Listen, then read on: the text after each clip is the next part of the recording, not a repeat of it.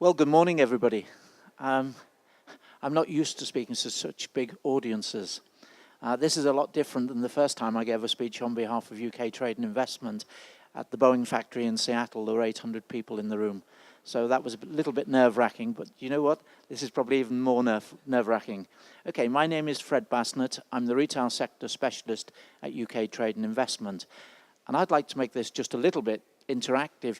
How many of you know who UK Trade and Investment are? 1, 2, 3. Okay, so the key members of the audience all know who we are. Do you all have accounts with UK Trade and Investment? In other words, are you registered with UK Trade and Investment to receive help? Okay, one gentleman, the other two ladies aren't. Okay. UK Trade and Investment, the British government's international trade team, we're responsible for attracting direct investment, so foreign direct investment into the UK, and we're also responsible for helping British companies who want to export goods and services overseas. As far as the retail sector is concerned, in March of last year, we launched a document called the UK International Action Plan, and that's the Retail Action Plan, and there are 3 main pillars to that action plan. The 3 main pillars included one, which was digital online technology. And by far, that has proved to be the most important area going forward. This was launched at a retail event called Retail Week Live by Dr. Vince Cable, Secretary of State of Business, in March of last year. And the other strands were obviously luxury and fashion were the key drivers. I feel a little bit like a pop star wearing this thing, a little bit unusual. This document spelt out quite clearly the importance to the British retail industry of e-commerce and the e-commerce channels to international and global markets. Are you all exhibitors here?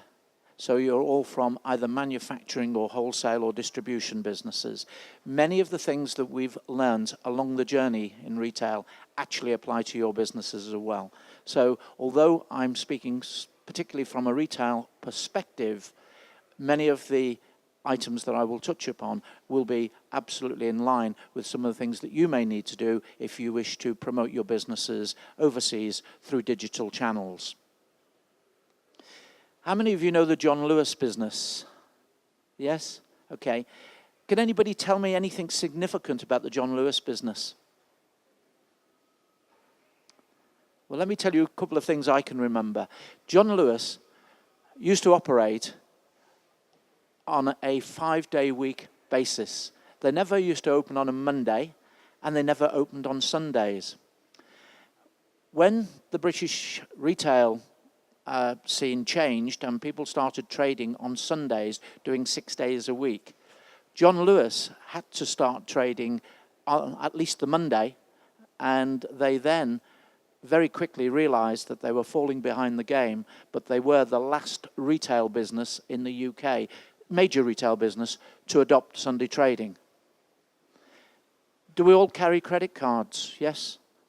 John Lewis were the last major retail business in the UK to accept credit cards. The thing about John Lewis today, though, is that if you look at their trading results for the Christmas quarter of 2012, we've not had the full details yet for 2013, but for 2012, 25% of their total business was done online. Quite incredible. Out of all the major department store groups and major retailers in the UK, John Lewis had the highest percentage of online sales. You recall that I was on the point about John Lewis. At one stage, they appeared to be behind the ball game over the last 20 years, and then all of a sudden they seemed to be ahead of the curve. Based on the results in 2012 and the ongoing results during 2013, Andy Street, the managing director of John Lewis, has actually made a statement that they are going to go international. They intend to go international with their business, but not through bricks and mortar stores. They are going to go international through digital e-commerce.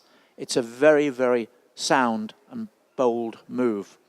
For businesses such as your own, if you already have some international trade, that's fine, but there's no reason why you shouldn't consider digital channels to go forward in global marketplaces, because this is what it's all about.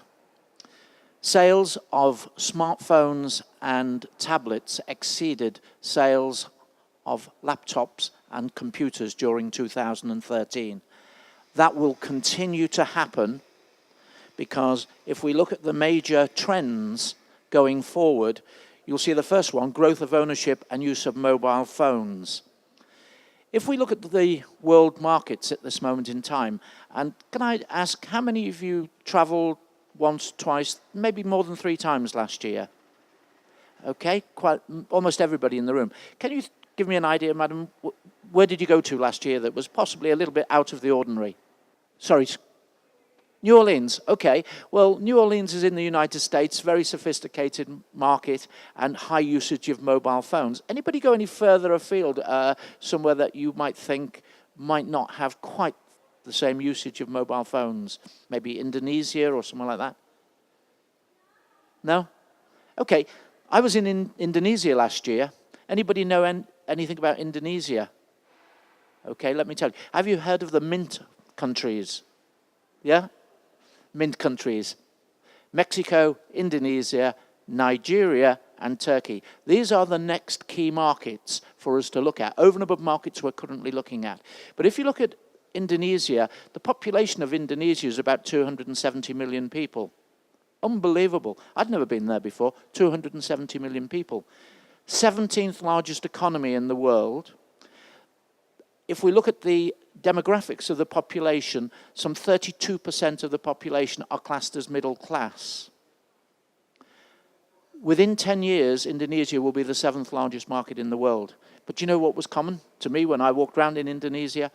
People might have had slightly different complexions, but they were wearing the same sort of clothes that I was wearing. They were wearing the same jeans. And you know what? They had the same Apple iPhone 5S that I have, which told me something very, very quickly, that my view of the world perhaps has been a bit insular, because everywhere I go in the world these days, the mobile phone networks and the use of smartphones has accelerated far quicker than we saw it happening here in the UK.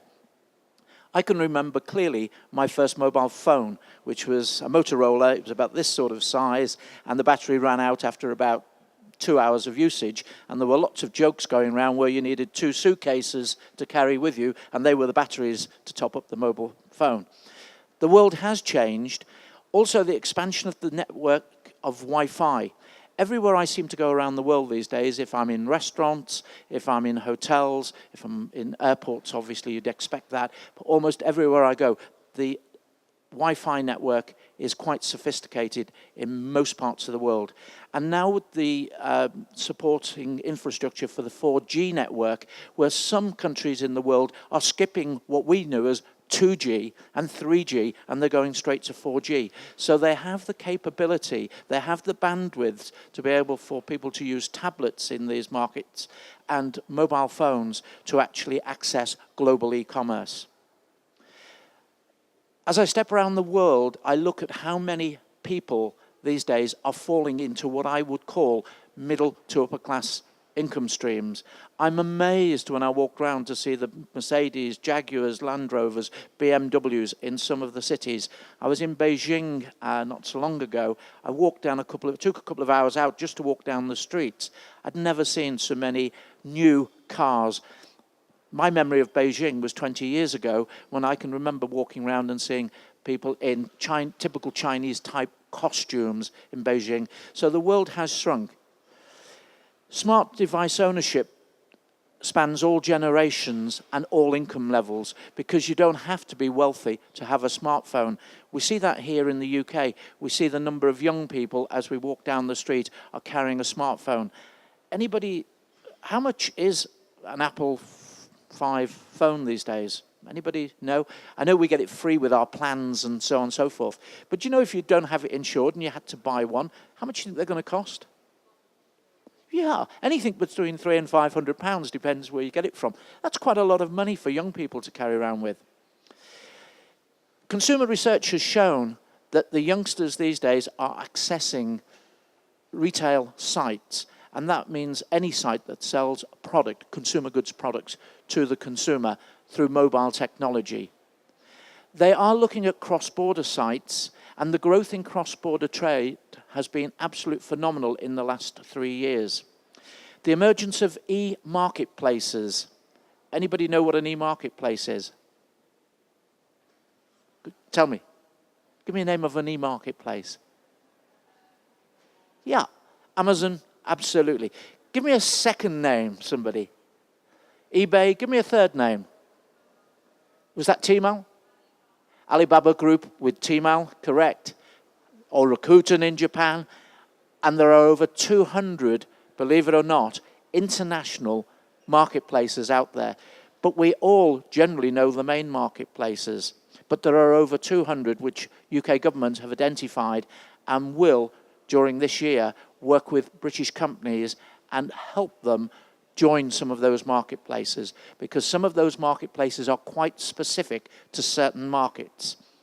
Let's talk just for a moment about Tmall. It's owned by the Alibaba Group. They have 800 million subscribers in China. If you want to be successful online in China, you have to look at Tmall.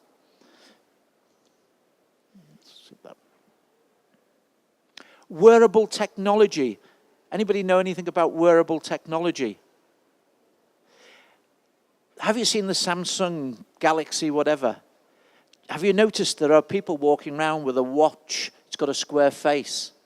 That watch is linked to the latest Samsung Galaxy smartphone. You can access everything on the phone from the watch, and you can talk to the watch. Already on British Airways, you can buy a pair of glasses. They look a bit like this. But actually, you can do a lot more on them. Not only will they give you 3D vision, but they have a built-in camera, and on some of the more sophisticated models, you can now access screens. So you can access your mobile phone screen. So wearable technology, it's something that's going to happen. Obviously, more online consumers using the gadgets, the phones, the watches, will create a larger online marketplace. And organizations have to be aware of this, and the expansion of the facilities to assist cross-border trade have to be worked on. Already, the British government, through UK Trade and Investment, are delivering thought leadership pieces in various parts of the world, talking to companies over there about making sure that their networks, and what I mean by networks, their delivery networks, their banking networks, and that are up to speed to be able to handle this online and digital revolution. We talk a lot about data. All the time, data is being collected by all of these companies. Whenever you shop online, you are, believe it or not, being asked for data all the time. One of the latest things that's happening, which you may have come across, is you may be shopping on a particular favorite site, and on that site, there'll be a button that comes up when you're making your purchase and says, share this with a friend. How many people in the room are on either Facebook or Twitter? Not you, sir? Same as me. Neither am I. I think I may have to consider it. I am on something called LinkedIn at the moment. Are you on LinkedIn? You're not on any social media. Okay. Well, the button comes up on the screen as you make the payment, and it says, would you like to share this with a friend? And if you click you'd like to share it on a friend, it can automatically, by you putting in a couple of keys, lift all of the data off your Facebook account. And when I say data, all of your contacts from your Facebook account. It will automatically send an email to all of your friends with a statement that it'll ask you to type and say, I've just bought this fantastic dress from Topshop, and I think I'd like to share it with you. And if you'd like to see a photograph, I'll send that too. And that's actually being done on retailers' websites. With that email goes a message from the retailer that says, your friend has just bought this super dress from us, and if you'd like one similar, we have them in stock in your size today, and please accept this £10 voucher from us if you purchase within 7 days. In other words, a marketing message. This is happening. How many of you do shop online on a regular basis? Okay. Have you seen anything like this yet? Okay. Watch out. Yeah. It's starting to happen. There are companies springing up to deliver these messages. So social media is going to become a major part of online digital marketing. There can be no doubt about that.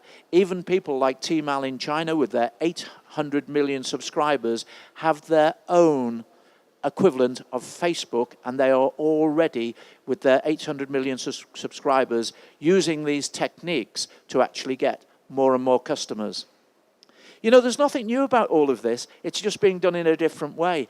Companies have always marketed themselves and sent vouchers out to friends. It's just that it's happening in a quicker, digital manner.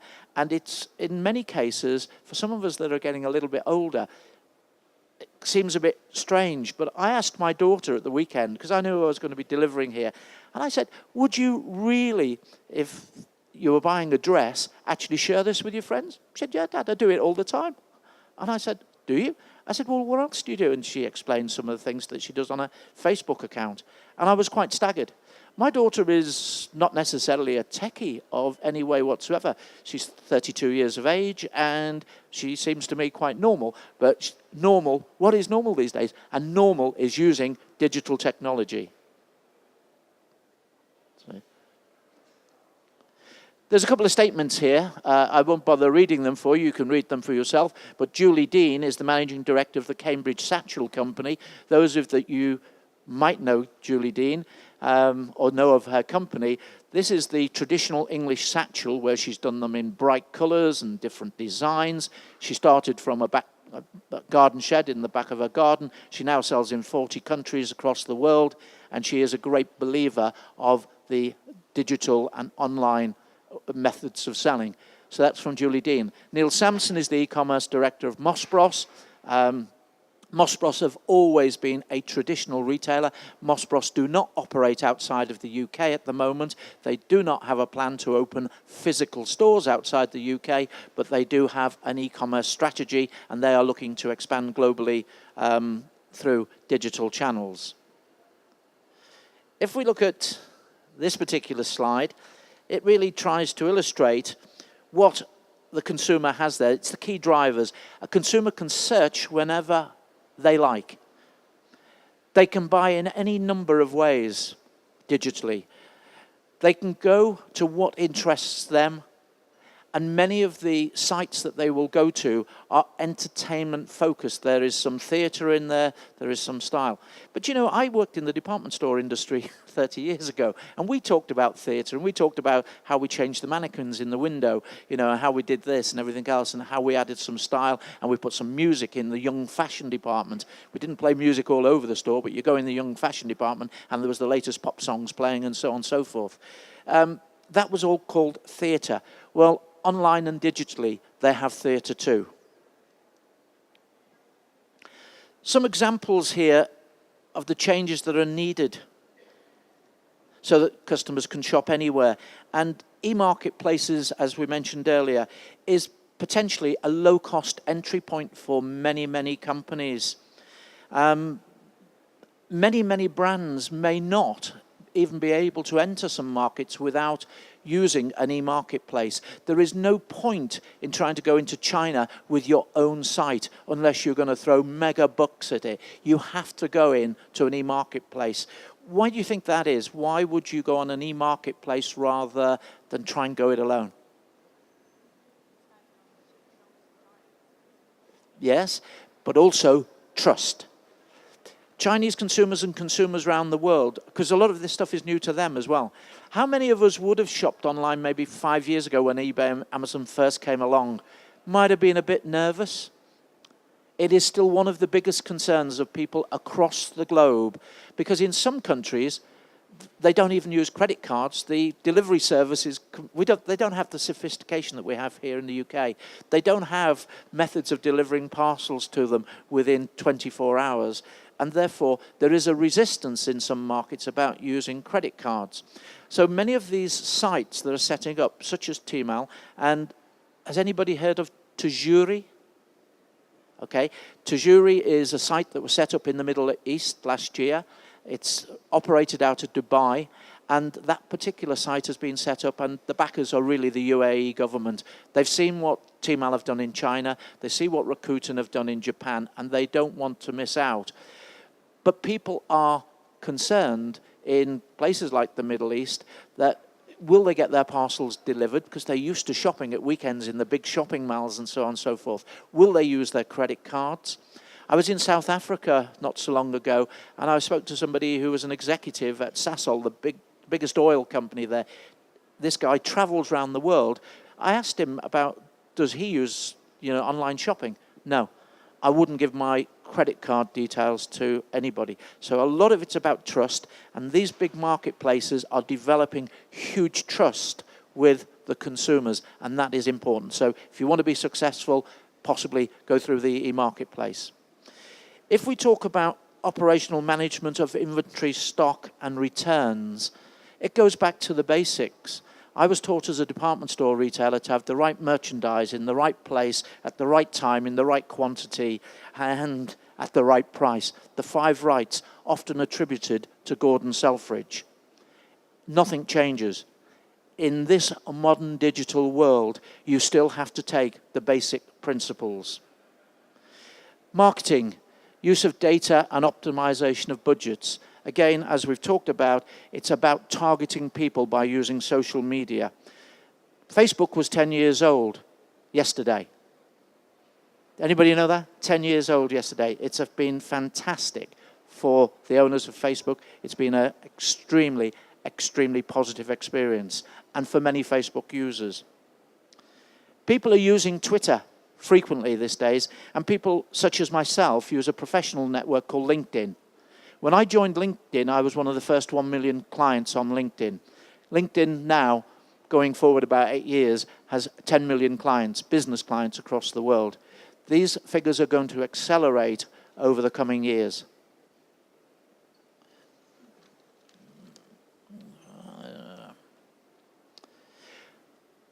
Some simple steps to go and get the reach and the effect and efficiencies it can provide.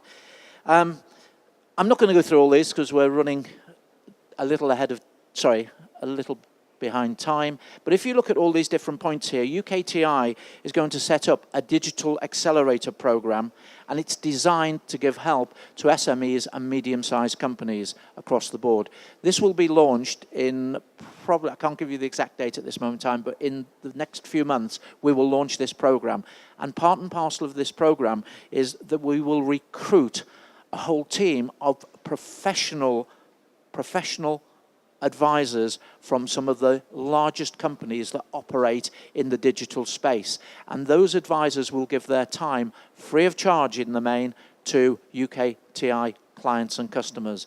The sort of people that will give their time will be companies like PayPal, Royal Mail, Amazon, and a whole host of others. The British government in the first week in December signed an MOU, Memorandum of Understanding, with the Alibaba Group regarding Tmall, and we are going to look to do a trial where we will look over the next 6 months to put a couple of hundred UK companies onto the Tmall site in China to prove that small British companies can be successful in huge markets such as China. Please go in on that site going forward, and that site will give you an update of what is happening within UKTI and what we are doing to help small SMEs. For those companies that if you're not registered with UKTI, wherever you are in your region, you can go into the UKTI site, the main UKTI site, and you will be able to get the address for the local UKTI office in your region. Please contact them, and they will arrange for one of their international trade advisors to come and have a meeting with you and explain what we can do to help. Thank you. Any questions, please?